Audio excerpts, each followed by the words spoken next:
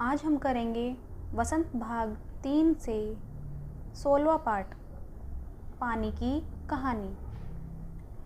पानी की कहानी पाठ के लेखक रामचंद्र तिवारी हैं। लेखक ने पानी की बूंद का मानवीकरण किया है। पानी की बूंद के जन्म से लेकर उसके पूरे जीवन चक्र की कहानी लेखक इस पाठ के माध्यम से हमें समझाते हैं। लेखक कहते हैं कि हाइड्रोजन और ऑक्सीजन से मिलकर बनी ये छोटी सी पानी की बूंद अपने जीवन में कितना लंबा सफ़र तय करती है। सबसे पहले अत्यधिक गर्मी के कारण समुद्र से भाप बनकर उड़ जाती है और फिर ठंडा होने पर बादलों का रूप ले लेती है और अत्यधिक घने काले बादल बरसकर दोबारा से पानी के रूप में धरती पर आ जाते हैं।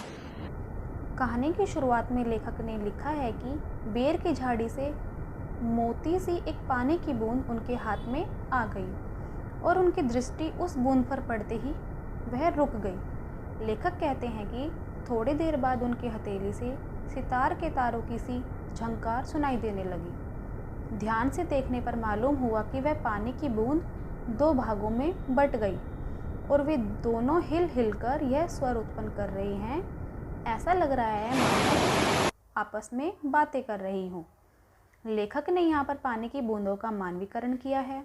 इसके बाद लेखक उन बूंदों से बातें करने लगते हैं। ओस की बूंद अपने बारे में बताती है कि वह लेखक की हथेली पर बेर के पेड़ से आई है और वह लेखक को यह भी बताती है कि बेर के पेड़ की जड़ों के रोएं उस जैसी असंख्यक छोटी छोटी बूंदों को धरती से खींच लेती हैं और फिर उनका उपयोग कर उन्हें बाहर फेंक देते हैं। पानी की बूंद बेर के पेड़ से अत्यधिक नाराज़ है।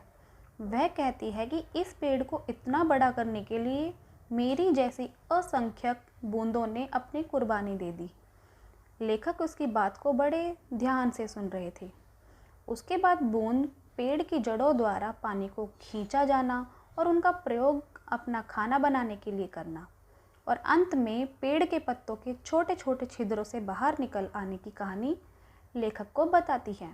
और साथ में यह भी बताती है कि सूरज के ढल जाने के कारण अब वह भाप बनकर उड़ भी नहीं सकती, इसलिए वह सूरज के आने का इंतज़ार कर रही है। लेखक उसे आश्वासन देते हैं कि वह सुरक्षित है। उसके बाद छोटी सी बूंद लेखक को अपनी उत्पत्ति की कहानी बताती है। बूंद कहती है कि जब हमारे पूरे ब्रह्मांड में उथल पुथल हो रही थी, अनेक नए ग्रह और उपग्रह बन रहे थे, यानी ब्रह्मांड की रचना हो रही थी, तब मेरे दो पूर्वज हाइड्रोजन और ऑक्सीजन गैस सूर्यमंडल में आग के रूप में मौजूद थे और सूर्यमंडल लगातार अपने निश्चित मार्ग पर चक्कर काटता रहता था। लेकिन एक दिन अचानक ब्रह्मांड में बहुत दूर सूर्य से लाखों गुना बड़ा एक प्रकाश पिंड दिखाई पड़ा। यह पिंड बड़ी तेज़ी से सूर्य की ओर बढ़ रहा था। उसकी आकर्षण शक्ति से हमारा सूर्य भी काँप रहा था। ऐसा लग रहा था कि वह सूर्य से टकरा जाएगा, मगर वह सूर्य से सहस्त्र मील दूर से ही दूसरी दिशा की ओर निकल गया। परंतु उसकी भीषण आकर्षण शक्ति के कारण सूर्य का एक भाग टूटकर कई छोटे छोटे टुकड़ों में बट गया। उन्हीं में से एक टुकड़ा हमारी पृथ्वी है। यह प्रारंभ में एक बड़ा आग का गोला थी।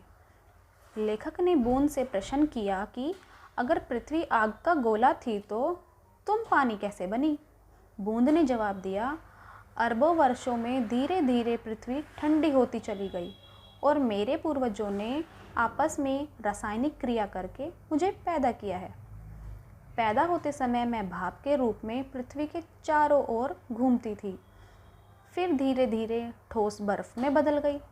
फिर लाखों वर्ष बाद सूर्य की किरणें पड़ने और गर्म जलधारा से मिलने के कारण मैं पानी में परिवर्तित होकर समुद्र में पहुंच गई।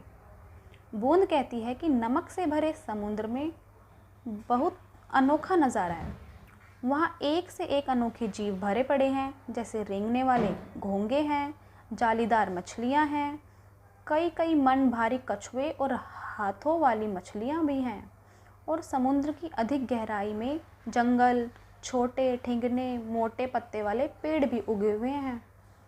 वहाँ पर पहाड़ियाँ, गुफाएं और घाटियाँ भी हैं जहाँ आलसी और अंधे अनेक जीव रहते हैं।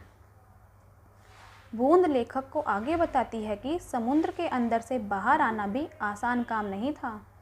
उसने समुद्र से बाहर आने के लिए कई कोशिशें की। कभी चट्टानों में घुसकर बाहर निकलने की कोशिश की, तो कभी धरती के अंदर ही अंदर किसी सुरक्षित जगह से बाहर निकलने की कोशिश की। ऐसी तमाम कोशिशों के बाद आखिरकार ज्वालामुखी के निकट पहुंच ही गई। ज्वालामुखी की गर्मी के कारण वह फिर से भाप में परिवर्तित होकर आसमान में उड़ चली। फिर बादल रूप में परिवर्तित होकर दोबारा बरसकर ज़मीन पर आ गई। ज़मीन में आने के बाद नदी के रूप में बहने लगी। तभी एक नगर के पास एक नल द्वारा उसे खींच लिया गया।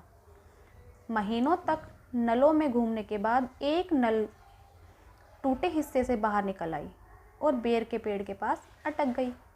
अब सुबह होने का इंतज़ार कर रही है ताकि दोबारा भाप बन सके, और सूर्योदय होते ही ओस की बूंद धीरे धीरे घटी और देखते ही लेखक की हथेली पर आ गिरी।